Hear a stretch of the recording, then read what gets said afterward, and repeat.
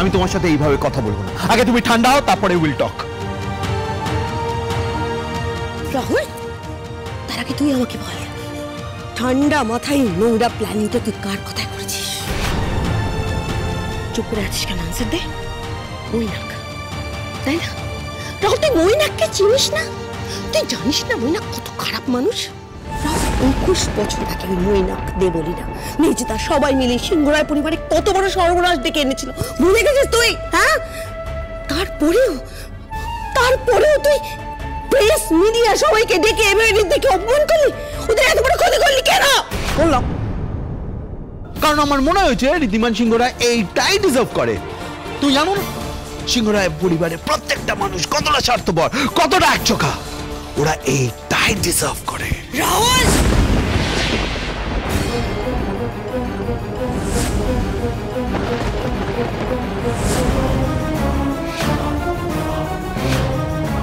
ভুল করো না, বারবার তুমি নিজের ছেলেকে দোষারোপ করে ঋদ্ধিদের সাপোর্ট করেছো।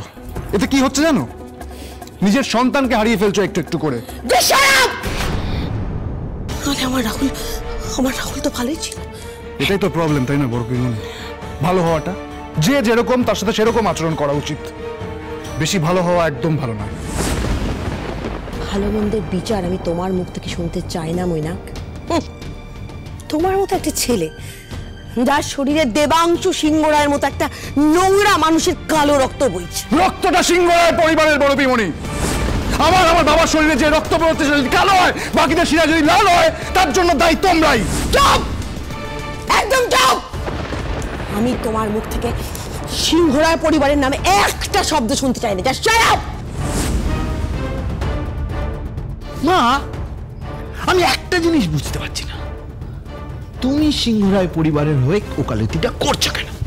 আমি সারপ্রাইজ যে তুমি এত সহজে ভুলে গেলে ওরা আমাদের সাথে কি কি করেছে। আজকে ওরা ঘর ছাড়া হয়েছে বলে তোমার খুব খারাপ লাগছে, তাই না মা? খুব অবাক লাগছে না? খুব কষ্ট হচ্ছে, কারণ আজকে ঋদ্ধিদেরকে এই বাড়ি থেকে ঘাড় ধাক্কা দিয়ে বের করে দেওয়া হয়েছে। কিন্তু তুমি হয়তো ভুলে গেছিলে একটা সময় আমাকে আর রাহুলকে, তোমাকেও এই বাড়ি থেকে ঘাড় ধাক্কা দিয়ে বের করে দেওয়া হয়েছিল, মনে নেই?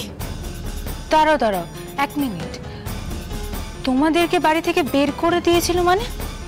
কেন? দিদিভাই আমার কথা শোন। আমি বলছি তোকে, বের করে দেওয়া হয়েছিল কারণ আমাদের ভুল ছিল দিদিভাই, আমরা দোষ করেছি দিদিভাই। এই মৈনাকের মতো আমরা তখন এই পরিবারের সবাইকে ঘৃণা করতাম, সর্বক্ষণ কি করে ওদের ক্ষতি করা যায় সেটাতে ব্যস্ত থাকতাম। সেই জন্যই শাস্তি দিয়েছে ওরা, আমাদের বেশ করেছে। উই ডিজার্ভ ইট। তার মানে তুমি বলতে চাইছো যে এই সিংহরায় বাড়ি একটা আদালত, আর সেখানে একমাত্র জজ সাহেব হচ্ছে ঋদ্ধিমান সিংহ রায়, যে ডিসাইড করবে কে কি শাস্তি পাবে, কে শাস্তি পাবে না। এক্স্যাক্টলি, ঋদ্ধির দেওয়া কোনো শাস্তি আমরা ডিজার্ভ করতাম না। তুমি বলো না, কুনাল বা বাড়ির অন্য কেউ যদি সেম ভুলটা করতো, ঋদ্ধি কি ওদেরকে ওই শাস্তিটাই দিত না? একদমই তাই। আমাদের বের করে দেওয়ার পর আমরা রাস্তায় খেয়ে থেকেছি, আধ পেটা খেয়ে বেঁচেছি, এমনকি চায়ের দোকানে কাজ করে একটা টিনের ঘরে পর্যন্ত থাকতে হয়েছে আমায়। এই দিনগুলো কি করে তুমি ভুলে যেতে পারো? এবার আমি বুঝতে পেরেছি, এই জন্যই এবারে কেউ আমাদেরকে সহ্য করতে পারে না। বাবা, মিমি, মৈনাক আঙ্কেল, ওরা সবাই একদম ঠিক কথাই বলেছে। তোমাকে, তোমার ছেলে মেয়েকে, সন্তানদের এ বাড়িতে আশ্রয় দিয়েছিল না, এখনো ওরা সবাই আমাদের সবাইকে আশ্রিতা হিসেবেই ভাবে। এক্স্যাক্টলি, ওরা কোনোদিন আমাদেরকে আপন করে মেনেই নেয়। ঋদ্ধি ব্লিঙ্ক অফ এন আই আমাদেরকে বাড়ি থেকে বার করে দিয়েছিল, আমাদের অধিকার থেকে বঞ্চিত করেছিল। তাই আমি সব কিছুর প্রতিশোধ নিয়েছি আর বেশ করেছি। তুই বুঝতে পারছিস না, তো সন্তানের চোখে তুই কতখানি ছোট হয়ে গেলি। রাহুল রিমঝিম তোকে ছেড়ে চলে গেল শুধু এই জন্য। রিমঝিম একটা বোকা মেয়ে, তাই তো নিজের বাবা মাকে ছেড়ে চলে গেছে। আর দিশাকে দেখো, একদম ঠিক কাজ করেছে, নিজের বাবা মার পাশেই রয়েছে। ওর মতোই হওয়া উচিত, আর ওর মতোই মেয়েই রাহুলদের চাই। দিদিভাই, দিদিভাই, তুই কেন ওদের মতো হচ্ছিস? হ্যাঁ দিদিভাই, তুই নিজের চোখে নিজের ভাই বোনেদের বঞ্চিত হতে দেখলি কি করে? দিদিভাই, আজ তো নিজের ভাই। না, আয়ুষ আমার নিজের ভাই, সেটা ঠিক কথা, কিন্তু আয়ুষকে এই বাড়িতে যতটা ইম্পর্টেন্স দেওয়া হয় আমাকে তো কেউ কোনোদিনও সেটাও দেয়নি, ভালোবাসে কেউ আমাকে। আয়ুষ এই বাড়ি ছেড়ে চলে গেছে, তাতে আমার সত্যি কোনো দুঃখ হয়নি। মা, তুই না বুঝতে পারছো না, কিন্তু একদিন বুঝবে। এই এতদিনের এত অপমান, এত বঞ্চনার প্রতিশোধ নিয়েছি আমি। রাহুল সেনগুপ্ত ফাইনালি জিতে গেছে। না রে রাহুল, রাহুল সেনগুপ্ত ফাইনালি হেরে গেছে, গোহারান হেরে গেছে। আজ বুঝতে পারছিস না, কিন্তু একদিন ঠিক বুঝবি। নিজের পরিবার আর পরিবারের ভালোবাসা, বিশ্বাস সবটা সবটা হারিয়ে ফেলেছে রাহুল সেনগুপ্ত। হয়ে গেছে মা, খুব কষ্ট হচ্ছে না ঋদ্ধিদের জন্য? তাহলে তুমি এই বাড়িতে কি করছো? চলে যাও, ঋদ্ধিদের সাথে থাকো। এই দেখো দরজা খোলা রয়েছে, প্লিজ বেরিয়ে যাও।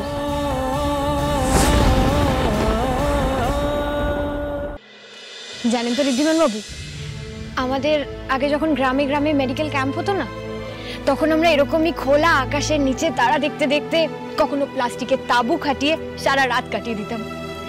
কি যে মজা হতো না। একে তো অল্প বয়স ছিল, আর তার মধ্যে এরকম ঝিঝি পোকার ডাক, লণ্ঠনের আলো, ভীষণ ইন্টারেস্টিং এক্সপিরিয়েন্স। ভাগ্যিস তুমি এই বুদ্ধিটা বের করলে মাম্মা। মন্দিরে গোডাউন থেকে যা যা ম্যানেজ হয়েছিল আর বাকি এইগুলো দিয়ে আজকের মতন আমাদের কাজ হয়ে যাবে, বলুন। একদম।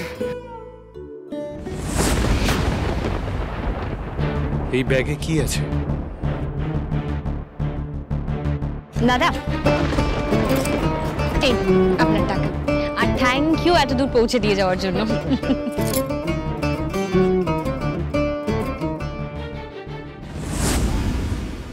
আপনার হাতে এই ব্যাগে কি আছে? এতে ঠাম্মির জন্য কিছু ওষুধ আছে। ওষুধ? আপনি ওষুধ, তারপরে এত কিছু আনালেন, টাকা কোথায় পেলেন? আমি জানতাম ঋদ্ধিমান বাবু আপনি আমায় এই প্রশ্নটা ঠিক করবেন, তাই আমি আগে থেকেই সব ব্যবস্থা করে এসেছি।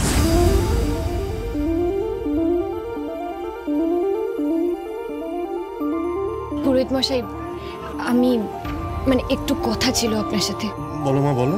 পুরোহিত মশাই, আমি ঠাম্মির জন্য কিছু ওষুধ আর কটা দিন চালানোর জন্য কিছু টাকার ব্যবস্থা করতে পেরেছি, কিন্তু আমি কিভাবে কি করেছি সেটা এই মুহূর্তে কাউকে বলতে পারবো না, আপনাকেও বলতে পারবো না।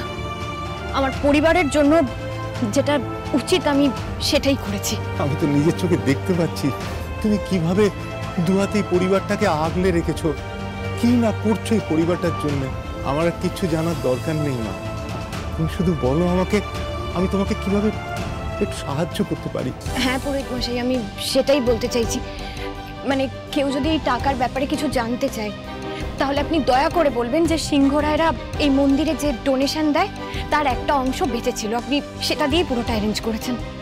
পরে সব মিটে গেলে নয় ওনারা আবার টাকা দিয়ে মিটিয়ে দেবেন সব, ঠিক আছে?